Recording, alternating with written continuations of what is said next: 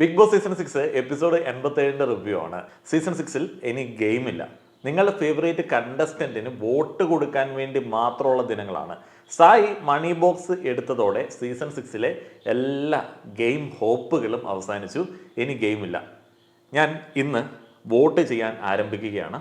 എൻ്റെ വോട്ട് ഞാൻ ആർക്ക് കൊടുത്തു എന്നുള്ളത് സൈഡിൽ കാണിച്ചേക്കാം. ഈ ഒരു വോട്ട് ഞാൻ അർജുന് നിസ്സംശയം കൊടുക്കുകയാണ്. സായി വെട്ടിയെടുത്തു. സിജോയ്ക്ക് പുതിയൊരു ഗെയിം സമ്മാനിക്കാനായിട്ട് പറ്റിയിട്ടില്ല. അഭിഷേക്, ജിൻഡോ എന്നിവർക്ക് ഹെവി PR ഉണ്ട്. ഹെവി PR ഉള്ള, അതേപോലെ തന്നെ റിവ്യൂവേഴ്സ് പൈസ വാങ്ങിച്ച് പണിയെടുക്കുന്ന അവന്മാർക്ക് വേണ്ടി വോട്ട് കൊടുക്കാനായിട്ട് ഞാൻ റെഡിയല്ല. ആകെയുള്ള ഒരു ക്വാളിറ്റി കണ്ടസ്റ്റന്റ് എന്ന് എനിക്ക് തോന്നിയ അർജുന് ഞാൻ വോട്ട് കൊടുക്കുകയാണ്. നിങ്ങളിൽ ആർക്കെങ്കിലുമൊക്കെ അർജുന് വോട്ട് കൊടുക്കാനായിട്ട് തോന്നുന്നുണ്ടെന്നുണ്ടെങ്കിൽ കൊടുത്തോളുക. യാതൊരുവിധ നാണക്കേടും റിഗ്രറ്റും തോന്നത്തില്ല എന്നുള്ളത് 100% ഷുവറാണ്. ബാക്കിയെല്ലാം അട്ടർ ഫേക്കുകളാണ്. ഇപ്പോൾ നമ്മൾ ഗെയിം അനാലിസിസ് ചെയ്യുന്ന സമയത്ത് ജാസ്മിനെ നമ്മൾ സപ്പോർട്ട് ചെയ്യും, അതേപോലെ തന്നെ ജിൻഡോയെ നമ്മൾ ഇടയ്ക്ക് സപ്പോർട്ട് ചെയ്യും. അഭിഷേകിനെ കഴിഞ്ഞ ദിവസം ഞാൻ ജിൻഡോ PR-ന്റെ ഹേറ്റ് കണ്ട സമയത്ത് സപ്പോർട്ട് ചെയ്തു. പക്ഷെ ഗെയിം കഴിഞ്ഞു കഴിഞ്ഞാൽ ഇനിയിപ്പോൾ ഇത് പേഴ്സണാലിറ്റി മാത്രം വെച്ചിട്ട് ജഡ്ജ് ചെയ്യുന്ന ഒരു ഗെയിമായിട്ട് ആളുകൾ അംഗീകരിച്ചിട്ടുണ്ട് എന്നുണ്ടെങ്കിൽ ഉറപ്പായിട്ടും അർജുന് വോട്ട് കൊടുത്തോളുക. റിഗ്രറ്റ് ഉണ്ടാവില്ല. അർജുനാണ് സീസൺ 6 വ്യത്യസ്തമായിട്ടുള്ള ഒരു ഗെയിം കാഴ്ചവെച്ചത്. ഇന്നത്തെ എപ്പിസോഡിന്റെ റിവ്യൂയിലേക്ക് പോകുന്നതിന് മുൻപ് ഗെയിമിനെ കുറിച്ചിട്ട് ഒന്ന് സംസാരിക്കേണ്ടതുണ്ട്. സിജോ എന്ത് ഗെയിമാണ് കളിച്ചത്? സിജോ ആദ്യം റോക്കിക്കെതിരെ ഗെയിം കളിക്കാനായിട്ട് തുടങ്ങി, രതീഷിനെതിരെ സംസാരിച്ചു, അടി വാങ്ങി പുറത്തു പോയി തിരിച്ചു വന്നു, ജാസ്മിനെതിരെ ഗെയിം കളിച്ചു. ജിൻഡോയ്ക്ക് ആദ്യം മുതൽ അവസാനം വരെ ജാസ്മിൻ ആൻഡ് നോറ എന്ന ഒരു ഗെയിം മാത്രമേ ഉള്ളൂ. ഗബ്രി ജാസ്മിനോട് ഒപ്പം ഉണ്ടായിരുന്നതുകൊണ്ട് ഗബ്രിയുമായിട്ട് വാക്തർക്കത്തിൽ ഏർപ്പെട്ടു എന്നുള്ളതല്ലാതെ ഗബ്രിക്കെതിരെ ഒരു കളി ജിൻഡോ കളിച്ചിട്ടില്ല. ഇനിയിപ്പോൾ അഭിഷേകിന്റെ ഗെയിം പറയുകയാണെന്നുണ്ടെങ്കിൽ അഭിഷേക് മറ്റേ കെ ഉണ്ടല്ലോ, കെക്കെതിരെ ഒരു ഗെയിമായിട്ട് വന്നു. ഇൻസ്റ്റഗ്രാം പൊളിറ്റിക്സ് എടുത്തിടാൻ നോക്കി. അവിടെ വർക്കാവാത്ത സമയത്ത് നൈസായിട്ട് ചുരുട്ടി മടക്കി പോക്കറ്റിലിട്ടു. പിന്നെ മച്ചാൻ ആ ഒരു ബീൻ ബാഗിൽ നിന്ന് എഴുന്നേറ്റിട്ടില്ല.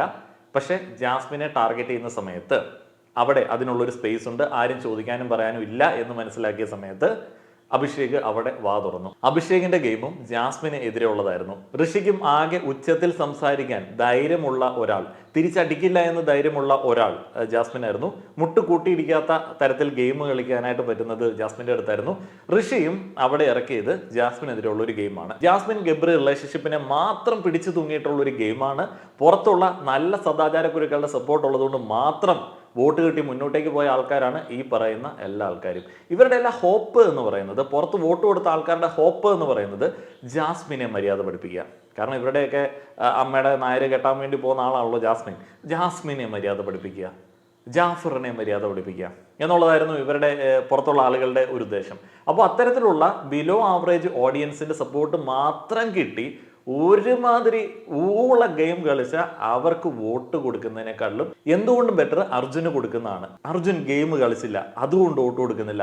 ഞാൻ അർജുനെതിരെ നമ്മൾ മറ്റേ ആ ഒരു ടോപ്പ് ഗെയിമേഴ്സിന്റെ അനാലിസിസിൽ പറഞ്ഞൊരു കാര്യമുണ്ട്, അർജുനെതിരെ പറഞ്ഞൊരു കാര്യമുണ്ട്, അർജുൻ ഗെയിം കളിക്കുന്നില്ല. പക്ഷേ സീസൺ 6 ഗെയിം ഇതാണ്.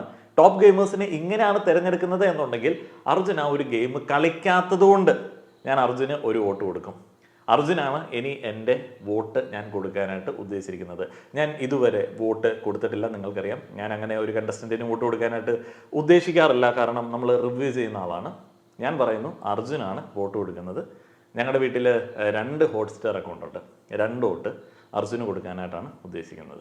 ഇതാണ് എൻ്റെ തീരുമാനം. ഞാൻ മറ്റേ തുറന്നു പറയും. വെറുതെ ആരോപണങ്ങളോ വെറുതെ ചുമ്മാ വിടുവായത്തോ പറയാൻ ആഗ്രഹിക്കുന്നില്ല. ഞാൻ വോട്ട് കൊടുക്കാൻ തീരുമാനിച്ചിട്ടുണ്ടെങ്കിൽ ഉറപ്പായിട്ടും പറയും. കഴിഞ്ഞ തവണ കൊടുത്തിരുന്നില്ല, ഈ തവണ കൊടുക്കാൻ ഉദ്ദേശിച്ചിട്ടുണ്ട്. അത് അർജുനാണ് വോട്ട് കൊടുക്കുന്നത്. അതിൻ്റെ കാരണങ്ങളും പറഞ്ഞിട്ടുണ്ട്.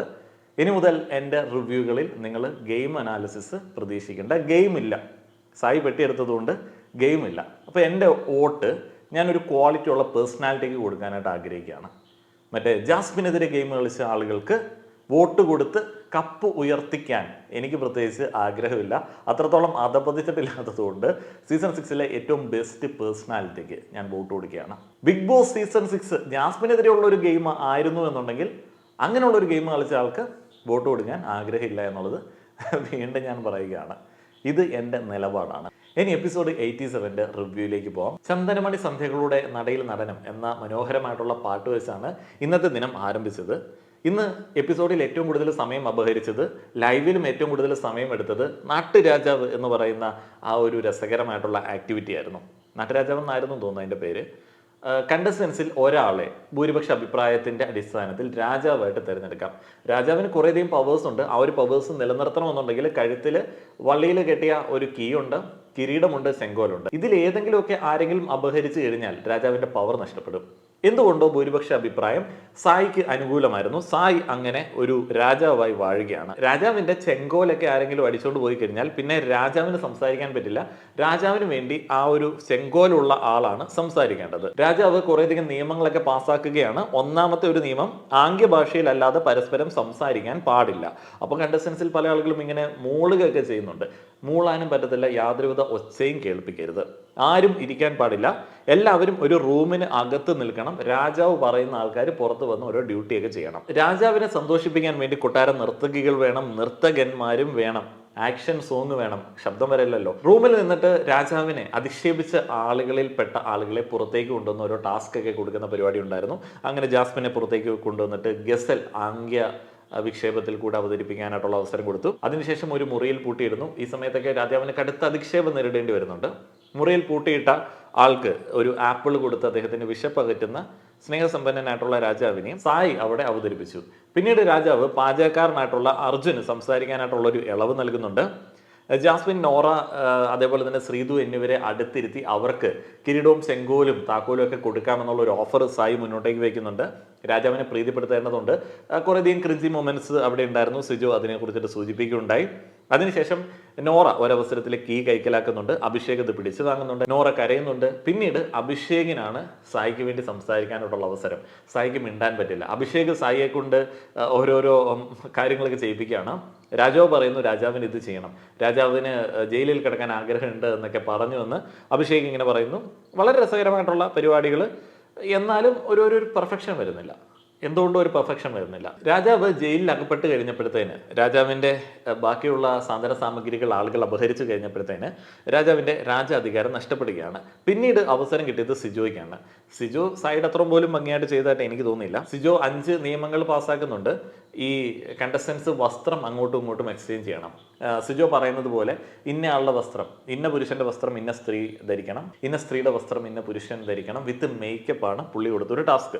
ഈ ഒരു ടാസ്കിനിടയിൽ ഏവരും കുറേ ദിവസമായി കാത്തിരുന്ന പണപ്പെട്ടി ടാസ്ക് അനൗൺസ് ചെയ്യുകയാണ്. പണപ്പെട്ടി വരികയാണ്.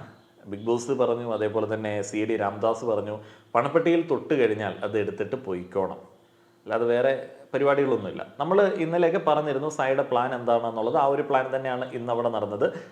ഇതിൽ അഭിഷേകിന് പറ്റിയൊരു പറ്റെന്നാന്ന് വെച്ച് കഴിഞ്ഞാൽ, ഈ നന്ദന എത്രത്തോളം സായിക്കും സിജോയ്ക്കും പ്രിയപ്പെട്ടതാണോ അതേപോലെ അഭിഷേകിന് ഏറ്റവും പ്രിയപ്പെട്ടതാണ് ഋഷി. അപ്പം അഭിഷേകിന് പറ്റിയത്, ഋഷി കപ്പടിക്കില്ല അല്ലെങ്കിൽ ആ ടോപ്പ് പൊസിഷനിലേക്ക് വരത്തില്ല എന്നുള്ളത് ഋഷിയെ പറഞ്ഞ് മനസ്സിലാക്കാനായിട്ട് പറ്റിയില്ല. അല്ലെങ്കിൽ എങ്ങനെയാണ് പറഞ്ഞു കൊടുക്കുന്നത്? അഭിഷേകിൻ്റെ അവസ്ഥ നമുക്ക് മനസ്സിലാവുമല്ലോ.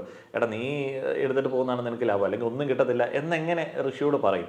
അപ്പോൾ ആ ഒരു അമാന്തം കാണിക്കൽ കാര്യമായിട്ട് തന്നെ ഋഷിയെ ബാധിച്ചു. ഋഷിക്ക് പണത്തിന് ആവശ്യമുണ്ട്. പക്ഷെ അഭിഷേകിന് അത് ഋഷിയെ കൊണ്ട് അനുസരിപ്പിക്കാനായിട്ട് പറ്റിയില്ല. ഋഷിക്ക് കുറച്ചും കൂടെ ഒരു സപ്പോർട്ട് കൊടുക്കുകയായിരുന്നു എന്നുണ്ടെങ്കിൽ, രണ്ടാൾക്കാരും കൂടെ പറയുകയായിരുന്നു എന്നുണ്ടെങ്കിൽ ഋഷി പെട്ടി എടുത്തേനേം. അതേപോലെ തന്നെ ഋഷി അത് സായിയോടൊക്കെ പറയുകയായിരുന്നു എന്നുണ്ടെങ്കിൽ സായി വിട്ടുകൊടുത്തേനെ. രാവിലത്തെ ഒരു മീറ്റിങ്ങിലും ഋഷി ആ ഒരു പെട്ടി എടുക്കുന്നതിനെ കുറിച്ചിട്ട് പറയുന്നില്ല. സായി അവിടെ ഓപ്പണായിട്ട് പറയുന്നുണ്ട്, ഞാൻ പെട്ടി എടുക്കും എന്നുള്ളത് ഓപ്പണായിട്ട് പറയുന്നുണ്ട്. ഋഷിക്ക് അപ്പോൾ വേണമെങ്കിലും പറയായിരുന്നു. ഈ കഴിഞ്ഞ സീസണിൽ നാദ്ര എല്ലാ ആൾക്കാരെയും കൺവിൻസ് ചെയ്യുന്നുണ്ട്. അപ്പോൾ നാദ്ര വ്യക്തമായിട്ട് പറയുന്നുണ്ട്, എനിക്ക് പൈസയാണ് ആവശ്യം, എനിക്ക് കുറേയധികം കാര്യങ്ങൾ ചെയ്യേണ്ടതുണ്ട്. അങ്ങനെ നാദ്ര എല്ലാ ആൾക്കാരെയും കൺവിൻസ് ചെയ്യുകയാണ്. നാദ്രയ്ക്ക് വേണ്ടി അവർ ഗെയിമിൽ പ്ലാൻ ചെയ്യുകയാണ്. എല്ലാവരും കൂടെ ഒന്നിച്ച് നിന്ന് പ്ലാൻ ചെയ്യുകയാണ്. ഋഷിക്ക് അങ്ങനെ ഒരു അവസരം ഉണ്ടായിരുന്നു. ഋഷിക്ക് ആ ഒരു അവസരം യൂസ് ചെയ്യാനായിട്ട് പറ്റിയില്ല. കറണ്ട് നൈസായിട്ട് ഒന്ന് പോയിട്ടുണ്ട്. നാട്ടിൻപുറത്തിൻ്റെ നന്മയായതുകൊണ്ട് ഞാൻ കൂടുതലൊന്നും പറയുന്നില്ല. പറഞ്ഞിട്ട് കാര്യമില്ല. ഒത്തിരിയധികം ഈ തോട്ടങ്ങളിൽ കൂടെയൊക്കെ വരുന്ന കറണ്ട് കണക്ഷനാണ് കോട്ടയത്ത് ഞങ്ങളുടെ നാട്ടിൽ. ചില ആൾക്കാരൊക്കെ ചോദിച്ചു കഴിഞ്ഞ തവണ ഇങ്ങനെ കറണ്ട് പോയതിൻ്റെ കാര്യം പറഞ്ഞപ്പോഴത്തേന് ഇൻവേർട്ടർ വെച്ചുകൂടെ എന്നുള്ളത്. ഇൻവേർട്ടർ വെക്കുന്നത് കൊണ്ടല്ല, അതിൻ്റെ ബാറ്ററി എന്ന് പറയുന്നത് നമ്മൾ ഉപയോഗിച്ചില്ല എന്നുണ്ടെങ്കിൽ നശിച്ചു പോകും. ഞാൻ വല്ലപ്പോഴും ഇവിടെ വന്ന് താമസിക്കാറുള്ളൂ. അതുകൊണ്ട് നമുക്കത് സ്ഥിരമായിട്ട് വെച്ചിട്ട് പോകാനായിട്ട് പറ്റില്ല. അല്ലെങ്കിൽ അത് ഓണും ഓഫ് ആക്കാനൊക്കെ ആൾക്കാർ വേണം. പിന്നെ ഇത് ഫുൾ ടൈം ഓൺ ആക്കിയിട്ടിട്ട് നമ്മൾ CCTV ക്യാമറയൊക്കെ സെറ്റ് ചെയ്തിട്ട് പോയാലും ഈ ഇടിയൊക്കെ വരുന്ന സമയത്ത് ഇത് ഊരിയിടണ്ടേ. ഇവിടെ ആണെങ്കിൽ നല്ല ഇടി കാര്യങ്ങളൊക്കെ വരാറുണ്ട്. അപ്പോൾ അതുകൊണ്ടാണ് ഞാൻ ഈ ഇൻവേർട്ടർ വയ്ക്കാത്തത്. അത് വെറുതെ ഇങ്ങനെ നശിച്ചു പോയിട്ട് കാര്യമില്ലല്ലോ. ഇനിയിപ്പം റിവ്യൂവിൻ്റെ ബാക്കിയിലേക്ക് പോകാം. എവിടെയാണ് പറഞ്ഞു നിർത്തിയത്? ഋഷിക്ക് കൺവിൻസ് ചെയ്യാനായിട്ട് പറ്റിയില്ല. പെട്ടി വന്ന സമയത്ത് അഭിഷേകും ഋഷിയും കൂടെ സംസാരിക്കുന്നുണ്ട്. അഭിഷേക് വീണ്ടും ഋഷിയെ നല്ല രീതിയിൽ കൺവിൻസ് ചെയ്യുന്നുണ്ട്. ഋഷി അത് ഓൾമോസ്റ്റ് അക്സെപ്റ്റ് ചെയ്യുന്നുണ്ട്. ഋഷിക്ക് കടങ്ങളുണ്ട്, ഞാൻ മുന്നത്തെ വീഡിയോയിൽ പറഞ്ഞിരുന്നു. ഏതായാലും അതിനുശേഷം വളരെ കൂൾ ആൻഡ് കാഷ്വലായിട്ട് വന്നിട്ട് സായി പെട്ടിയെടുക്കുകയാണ്. സായി പെട്ടിയെടുത്തതിന് ശേഷം വീണ്ടും കുറച്ച് അനാലിസിസും കാര്യങ്ങളൊക്കെ ഉണ്ട്. ആളുകൾക്ക് സായി പെട്ടിയെടുത്തത് ഒരു അത്ഭുതമാണ്, അതേപോലെ തന്നെ ഇത്തിരി അമർഷമുണ്ട്. കൂടുതൽ തുക ഒരാൾക്ക് കിട്ടാനായിട്ടുള്ള ഒരു ചാൻസ് നശിപ്പിച്ചതിൻ്റെ ഒരു പ്രശ്നം അവർക്കുണ്ട്. അപ്പോൾ സായി എന്തുകൊണ്ടാണ് പെട്ടിയെടുത്തത്? സായി 2 കാരണങ്ങൾ കൊണ്ടായിരിക്കും പെട്ടിയെടുത്തത്. ഒന്ന്, നന്ദനയ്ക്ക് കൊടുക്കാം, കൂടുതൽ എമൗണ്ട് വന്നു കഴിഞ്ഞാൽ വേറെ ആരിലേക്കെങ്കിലും പോകാൻ സാധ്യതയുണ്ട്. പിന്നീടൊന്ന്, സായിക്ക് കപ്പടിക്കാനായിട്ടുള്ള ഒരു വകുപ്പില്ല. മിഡ് വീക്ക് എവിക്ഷനിലോ വീക്കെൻഡ് എവിക്ഷനിലോ പോയി കഴിഞ്ഞാൽ അതൊരു ഒരു കുറച്ചിലാണ്. അതുകൊണ്ട് പെട്ടിയെടുത്ത് പോയി മാസാവുക. പിന്നീടുള്ള സംഗതി എന്ന് പറയുന്നത്, ഈ സായിയും സിജോയൊക്കെ പറഞ്ഞതുപോലെ, സിജോ പിന്നീടും പറഞ്ഞതുപോലെ, ടിക്കറ്റ് ടു ഫിനാലെ, അതേപോലെ തന്നെ ടൈറ്റിൽ വിന്നർ, പിന്നീട് നമ്മുടെ മണി ബോക്സ്, ഇത് മാത്രമേ ആളുകൾ ശ്രദ്ധിക്കത്തുള്ളൂ. അപ്പോൾ അങ്ങനെ ശ്രദ്ധ പിടിച്ചു പറ്റാൻ വേണ്ടി ചെയ്തതായിട്ടും വേണമെങ്കിൽ പറയാം. ഏതാണെങ്കിലും ഈ ഒരു സീസൺ ആയതുകൊണ്ട് തന്നെ, ഗെയിം ഞാൻ മുന്നേ പറഞ്ഞ ആ ഒരു ഗെയിം ആയതുകൊണ്ട് തന്നെ, ഈ ഒരു പണപ്പെട്ടി എടുത്ത് ഇതിങ്ങനെ നശിപ്പിക്കുക എന്ന് പറയുന്നത് നല്ല പരിപാടിയാണ്. ഋഷി എടുത്താൽ നന്നായിരുന്നു, പക്ഷെ എന്ത് ചെയ്യാം, നമുക്കറിയില്ല, നമുക്ക് പ്രെഡിക്റ്റ് ചെയ്യാൻ പറ്റത്തില്ല. വേറെ ആൾക്കാർ എടുക്കുമോ എന്നുള്ളത് നമുക്ക് പ്രെഡിക്റ്റ് ചെയ്യാൻ പറ്റത്തില്ല. കാരണം ഈ സീസൺ 6 കണ്ടസ്റ്റൻസിന് അങ്ങോട്ടും ഇങ്ങോട്ടും പ്രത്യേകിച്ച് ഇഷ്ടമോ അല്ലെങ്കിൽ ഒരു സ്നേഹമൊന്നും ഇല്ല. ചില ആളുകൾക്ക് അങ്ങോട്ടും ഇങ്ങോട്ടും ഇഷ്ടമുണ്ട്, എന്നാലും ഒരു ആളെ സഹായിക്കുക എന്ന് പറയുന്ന ഒരു മെൻറ്റാലിറ്റി ഒന്നും എനിക്ക് തോന്നിയിട്ടില്ല അവിടെയുള്ള ആളുകൾക്ക്.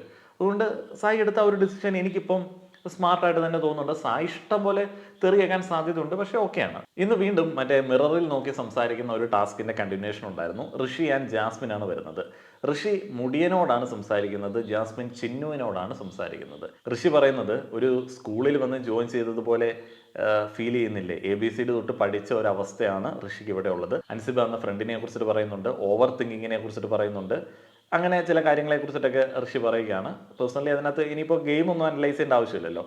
ജാസ്മിൻ ചിന്നുവിനോട് സംസാരിക്കുന്ന എന്താണ്, ചിന്നു ഒരുപാട് മാറിയിരിക്കുന്നു, ജീവിത അനുഭവങ്ങളും കൊണ്ട് ഇങ്ങടേക്ക് വന്നിട്ട് വീണ്ടും കുളമാക്കിയിരിക്കുന്നു, ഇനിയിപ്പോൾ ഈ പറയുന്ന വള്ളികളൊക്കെ എപ്പോൾ തീർക്കുമെന്നുള്ളത് അറിയില്ല. നല്ല ഐഡിയ ഉണ്ട് പുറത്ത് എന്താണ് നടക്കുന്നത് എന്നുള്ളതിനെ കുറിച്ചിട്ട്. കണ്ടസ്റ്റൻസ് എപ്പോഴും ജാസ്മിൻ്റെ ജീവിതത്തെ കുറിച്ചിട്ട് വെച്ചിട്ടാണല്ലോ ഗെയിം കളിക്കുന്നത്. അപ്പോൾ നല്ല രീതിയിൽ അവരെപ്പോഴും പറയും, നിൻ്റെ ജീവിതം നശിക്കും, നീ പുറത്തിറങ്ങിയിട്ട് അങ്ങനെയാവും ഇങ്ങനെയാവും. അതിന് നല്ല പേടി ജാസ്മിനുണ്ട്. ചിരിയൊക്കെ മാഞ്ഞു പോയി, മാഞ്ഞ ചിരിയൊക്കെ തിരിച്ചു വരും, ജീവിതമൊക്കെ നല്ല രീതിയിലാവും, ഉറപ്പുണ്ട് എന്നൊക്കെ പറയുന്നു. അവസാനം പൊട്ടിക്കരയുകയാണ്. ഈ ഒരു ടാസ്ക് കൊണ്ട് ജാസ്മിൻ്റെ കരച്ചിൽ സ്വിച്ച് ഓൺ ആക്കാൻ പറ്റി. ബിഗ് ബോസിൻ്റെ ആ ഒരു ഫോർമാറ്റിലേക്ക്, സീസൺ 6 ഡയറക്ടർ ആഗ്രഹിക്കുന്ന ആ ഒരു ഫോർമാറ്റിലേക്ക് എത്തുന്ന കാഴ്ചകളാണ് അവസാനം കണ്ടത്. നോറ ആൻഡ് ജിൻഡോ കറക്റ്റായിട്ട് സൈഡ് ഒരു പെട്ടിയെടുക്കൽ ഗെയിമിനെ കുറിച്ചിട്ട് അനലൈസ് ചെയ്യുന്നുണ്ട്. കുറച്ചധികം കാര്യങ്ങൾ കൂടെ ഉണ്ടായിരുന്നു, പക്ഷേ ഈ ഒരു സെറ്റപ്പിൽ നിങ്ങളോടത് സംസാരിച്ച് ബുദ്ധിമുട്ടിക്കാനായിട്ട് ഞാൻ ആഗ്രഹിക്കുന്നില്ല. മറ്റൊരു വീഡിയോയിൽ കാണാം. നന്ദി. നിങ്ങളുടെ അഭിപ്രായങ്ങൾ പറയുക. വോട്ട് കൊടുക്കാൻ മറക്കരുത് കേട്ടോ.